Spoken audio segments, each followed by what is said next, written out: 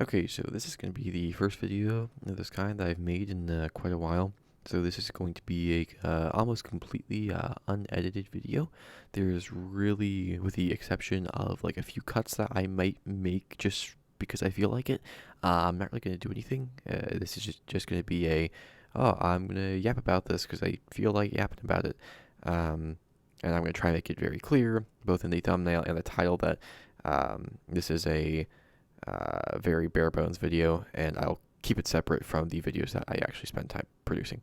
Anyways, what I want to talk about tonight is this really cool tool that I have recently started using called Hacker Mind Map. It is exactly what it says it is. It's a hacker mind map. It's dead simple, and that's the entire point. It supports Vim-like key bindings, and it saves everything in what is pretty much a text file. I know there is an actual file specification and spec, but I don't, for the most part, I think it is just a text file with indents, which I find to be really cool. Anyways, again, is really basic, really minimal. It fills a lot of the gaps that traditional note-taking is not able to fill. So I'm going to give you a few examples here. And I'll give you a why to that, why this fills a lot of the gaps that some traditional methods of note taking just simply can't fill. So, just to give you a bit of an introduction, I've recently been learning Rust and building a torrent client. You can go check that out. It's in my GitHub. I've made like 100 commits to it in the past 2 weeks. You can find it if you really want to. But Rust is, if you didn't know, a very, very, very confusing language with a lot of different weird things in it. And when I read the docs, the docs are basically a book at this point. I've been trying to take some notes and stuff, right? But it's very hard to take notes because, well, here actually let's just pull up the Rust docs. The Rust docs are pretty much just, as I said, a book. There's multiple different sources. Oh, geez. And now I can't find it. Should be Lifetimes Rust. I should be able to find something here. Yeah, here we go. This is actually this isn't even the full docs. This is just Rust by example. But again, there's quite a lot going on here, and I'm sure we could actually go and look for and find. This might be this is what I'm looking for. And then it's probably about like 10 book pages of Rust. Actually, probably more than that, 15. That's for one page out of, probably 60 pages. So it's probably, I don't know, give or take, like anywhere from 200 to 600 book pages. Anyways, it's really hard to take notes like this, right? What I've been doing is using Hacker Mind Map, and I'll show you what it looks like right now. I actually think I have there we go. It's really very simple.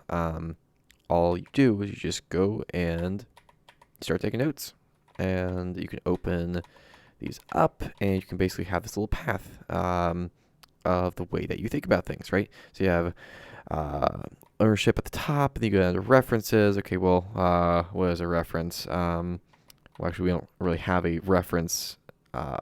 The strict definition of a reference here, that's kind of the point, right? We don't really need that strict definition of a reference. I know what that is off the top of my head, but here are some weird things about it. Okay, well, it's basically a pointer, kind of. Can't be aliased. Well, what is aliasing? Let's see. Actually, I might not even have a note on that, and I might need to add a note on that. Anyways, the point is, it makes thinking about these really complicated things a lot simpler, right? And it just it fills in those gaps that traditional note taking is not able to fill, right? If I were to go into my notes, which I actually kind of already am in my notes, but here we'll just do like a test.md file. That's not an MD file, and then test.md. We started trying to take notes from Rust. Let me push this to 4. And we started trying to take notes. Okay, we could start with lifetimes are another kind. Let's do basically generics. Lifetimes are implicit most of the time. Again, it's going to be a lot, and it's just a pain to try and take notes like that, right? So again, and you bring in this other tool, Hacker Mind Map, and it makes your life a hell of a lot easier. Um, and I'm sure someone's gonna ask, and yes, you can run this in NeoVim, and the reason is it's just a terminal.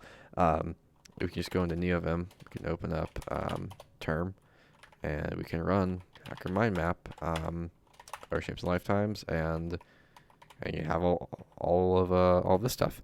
So it's a little bit weird just because you have these lines, the line numbers on the edges. Again, it's not bad. It's just it's just a tiny bit weirder, but yeah, it's nice working with such a simple tool like this that lets me organize my thoughts for notes and all that good stuff. Yeah, it's quite nice. Let me look out what else I want to talk about. Um, yeah, that's really all I wanted to talk about. Again, it's just kind of a cool little tool you can use. And it's really quite nice for a lot of these kind of trickier concepts that are harder to put into notes. And also my attention span is very short, so the faster that I can take notes, the better. But yeah, that's kind of it. Yeah, if you watched this long, thanks for watching. Peace.